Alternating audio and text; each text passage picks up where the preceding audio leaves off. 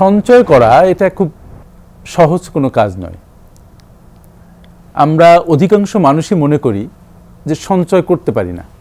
কাউকে জিজ্ঞাসা করবেন যে কত সঞ্চয় আছে, দেখবেন সে বলতে পারবে যে তার লোন কত আছে। তার মানে অধিকাংশ মানুষ তারা যা আয় করে আয়ের সমান সমান চলে, অথবা আয়ের চাইতে বেশি তারা ব্যয় করে। আয়ের সমান সমান চললে বা আয়ের চাইতে বেশি ব্যয় করে তখন সঞ্চয়ের প্রশ্নটা আসে না। এজন্য এক সময় দেখা যায় মানুষ ঋণগ্রস্ত হতে হতে অনেক ঋণের পাহাড় গড়ে ফেলে। আমার আজকের যে আলোচনা সেটা হচ্ছে যে আপনি সঞ্চয় করবেন, ঋণ করবেন না, এবং আপনার যে সামর্থ্য সেই সামর্থ্যের নিচে বসবাস করবেন। অনেকেই বলবে যে সবসময় কেন আমরা সামর্থ্যের নিচে বসবাস করব। তার একটাই কারণ যে আপনি চাইলেই আপনার আয় বাড়াতে পারেন না, কিন্তু আপনি যদি চান আপনি আপনার খরচকে বাড়াতে পারবেন। পুরা মাসের ইনকাম আপনি দুদিনের মধ্যে খরচ শেষ করে ফেলতে পারবেন। এই জন্য প্রশ্ন আসে যে যখন আপনি সঞ্চয়ের কথা ভাববেন তখন নিজের পরে একটু প্রেশার দিবেন। আর আমি এই জন্যই বলছি যে ফোর্সড সেভিংস কিভাবে করবেন সেই ব্যাপারে আমি কিছু কথা বলতে চাই। সুপ্রিয় শ্রোতা, আপনাদেরকে স্বাগতম। আপনারা যারা আমাকে নতুন শুনছেন তারা আমাদের চ্যানেলটিকে সাবস্ক্রাইব করে পাশে থাকা বেল আইকন প্রেস করে আমাদের আপলোডকৃত প্রত্যেকটি ভিডিওর নোটিফিকেশন প্রাপ্তি নিশ্চিত করুন, এবং এই ভিডিওগুলো শেয়ার করে লাইক, শেয়ার, কমেন্ট দিয়ে অন্যদের মাঝে ছড়িয়ে দিন। কারণ আমি নিশ্চিত করে বলতে পারি আমাদের প্রত্যেকটি ভিডিও আপনার জীবনে নতুন দিগন্ত উন্মোচন করবে, আপনার জীবনে ভ্যালু অ্যাড করবে। যাক, বলছিলাম যে আপনি ফোর্সড সেভিংস কিভাবে করবেন। সত্যি কথা বলতে কি, প্রত্যেকটা সেভিংসই আসলে ফোর্সড। আমরা ব্যয় যতটা স্বাচ্ছন্দ্য, সঞ্চয় ঠিক ততটাই অস্বাচ্ছন্দ্য।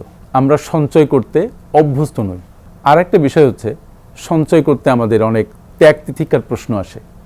সঞ্চয় করতে হলে আপনাকে অনেক ভোগ স্পৃহা থেকে নিজেকে দূরে সরিয়ে আনতে হয়, এজন্যই সেখানে আপনার প্রেশার লাগে।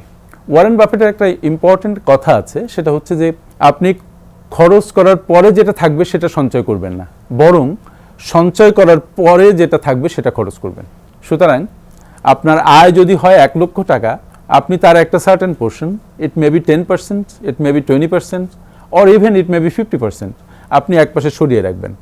রাখার পরে যে টাকাটা আপনার থাকবে সেটা আপনি খরচ করা শুরু করবেন। মাসের শেষে যদি আরও অল্প কিছু টাকা বেঁচে যায় সে টাকাটাও আপনি সঞ্চয় করবেন।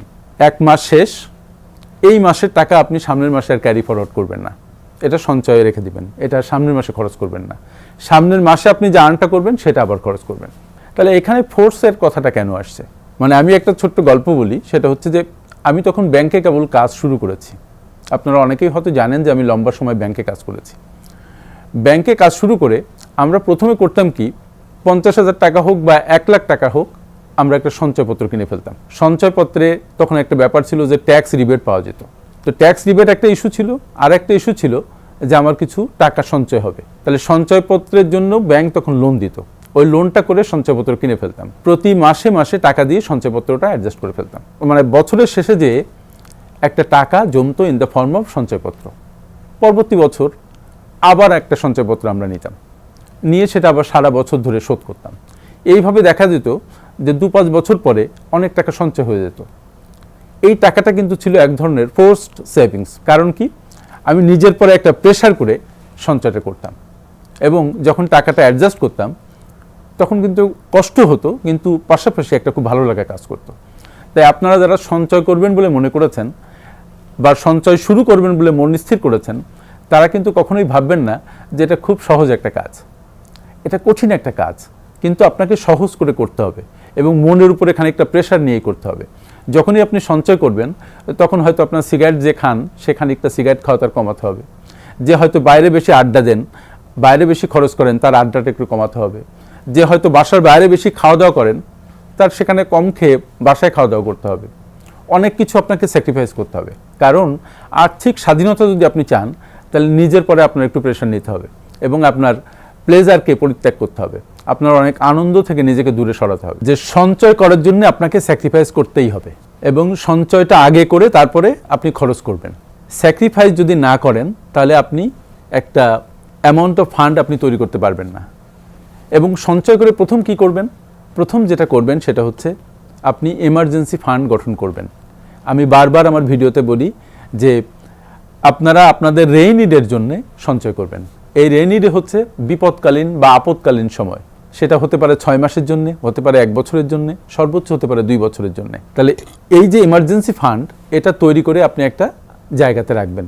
বিশেষ করে এটা হয়তো ব্যাংকে এফডিআর করে রাখবেন, 3 মাস মেয়াদি এফডিআর আছে, 1 মাস মেয়াদি এফডিআর আছে, ইভেন সেইভাবে রাখবেন। যে টাকাটা আপনি চাইলেই উঠিয়ে খরচ করতে পারেন। কিন্তু ভুলে যাবেন না, এটা কিন্তু শুধুমাত্র আপনার বিপদকালীন সময়ের জন্য। সেই বিপদটা কি? সেই বিপদটা হচ্ছে আপনার চাকরি চলে গেছে, আপনি অসুস্থ হয়ে গেছেন, কোনোভাবে আপনার ইনকাম পুরোপুরি বন্ধ হয়ে গেছে, আপনি অ্যাক্সিডেন্ট করেছেন। এই রকম সময়ে যেন আপনার পরিবার সঠিকভাবে চলে, আপনার বাচ্চাদের স্কুলিং ঠিকমতো চলে, আপনার বাবা মাকে আপনি টাকা পাঠাতে পারেন ঠিকমতো, আপনার বাড়ি ভাড়া দিতে পারেন, আপনি খেতে পারেন, সব যেন সুন্দরভাবে চলে, এই জন্য আপনি এমার্জেন্সি ফান্ডটা গঠন করবেন। এমার্জেন্সি ফান্ড গঠন শেষ, তারপরে এবার আপনি নিজের পরে আরেকটু প্রেশার নেবেন, নিয়ে আপনার আয়ের একটা পোর্শন আপনি সঞ্চয় করবেন। যেটা আমি আগেই বলেছি যে প্রথম সঞ্চয় করে তারপরে আপনি খরচ করবেন। এইভাবে চলতে চলতে একটা পর্যায়ে যেয়ে দেখবেন আপনার অনেক টাকা পাইলড আপ হয়েছে, তখন সেই টাকা আপনি ইনভেস্টমেন্টের দিকে টার্ন করবেন। যখন আপনি ইনভেস্টমেন্টে টার্ন করবেন, তখনও কিন্তু আপনি মনে করবেন না যে আপনি অনেক সঞ্চয় করে ফেলেছেন। আপনার কিছু ফান্ড জমে যখন ইনভেস্টমেন্ট করছেন, কিন্তু আগে যে সঞ্চয়টা আপনি করছিলেন এবং নিজের পরে প্রেশার নিয়ে যে সঞ্চয় করছিলেন, এই সঞ্চয়টা যেন অব্যাহত থাকে। আরেকটি কথা, প্রতি বছর কিন্তু আপনার ইনফ্লেশনারি অ্যাডজাস্টমেন্টের কারণে আপনার বেতন বাড়ে।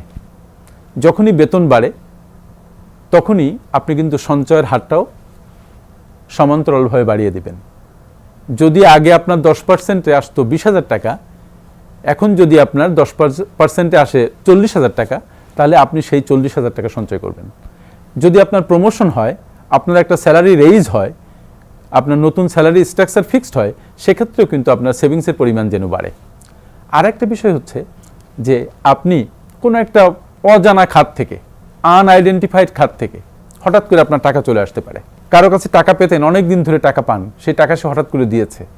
আমরা করি কি, এই টাকাটা খরচের খাতায় রেখে দেই? নো। এইরকম টাকা যদি আসে, যে টাকা আপনি ভাবেন নাই যে এখন আসবে, এই টাকাটাও পুরাটাই আপনি সঞ্চয় করবেন। যদি পুরা না পারেন, চেষ্টা করবেন 50 থেকে 80% অন্তত সঞ্চয় করতে। তাহলে দেখবেন আপনার অনেক টাকা পাইল আপ হয়েছে। এবং বারবার আমি যেটা বলি সেটা হচ্ছে, সঞ্চয় কিন্তু যতটা না আপনার সামর্থ্যের ব্যাপার, তার চাইতে অনেক বেশি হচ্ছে এটা আপনার অ্যাটিটিউডের ব্যাপার, আপনার মনের ইচ্ছার ব্যাপার। তাই সঞ্চয় মানেই হচ্ছে মনের উপরে খানিকটা প্রভাব ফেলে, মনকে খানিকটা ভোগ বঞ্চিত করে সঞ্চয়টা করা। তবে অনেকে হয়তো মনে করেন যে আমি সবসময় শুধু মানুষকে সঞ্চয় করতে বলি, নিজেকে পুরো বঞ্চিত করে। নো, আমি নিজেকে বঞ্চিত করতে বলি না। আমি শুধু বলি অযাচিত আনন্দ থেকে নিজেকে দূরে রাখবেন, অনৈতিক আনন্দ থেকে নিজেকে দূরে রাখবেন। যে আনন্দ সমাজ স্যাটিসফাই করে না, সেই ধরনের আনন্দ থেকে নিজেকে দূরে রাখবেন। তাহলে অনেক পয়সা আপনার সেভ হবে, এবং যে সেভটা হবে সেই সেভিংসটা আপনি একপাশে রেখে দেবেন। তাহলে আপনি যে আর্থিক স্বাধীনতার কথা চিন্তা করেন, আপনি যে আর্লি রিটায়ারমেন্টের কথা চিন্তা করেন, আপনি যে রিটায়ারমেন্টের পরে একটা সুস্থ জীবন চিন্তা করেন, সেই জীবন আপনার জন্য সহজ হবে। আপনি সুন্দর একটা জীবন পাবেন, আপনার জন্য ভোগের আজীবন ব্যাপ্তিকরণটা সহজ হবে। আপনি মৃত্যুর আগ পর্যন্ত টাকা বঞ্চিত হবেন না, আপনার কাছে অনেক টাকা থাকবে। আপনি হয়তো গরিব হিসাবে জন্মগ্রহণ করেছিলেন, কিন্তু ইউ উইল ডাই রিচ। আমার সাথে এতক্ষণ থাকার জন্য অনেক অনেক ধন্যবাদ।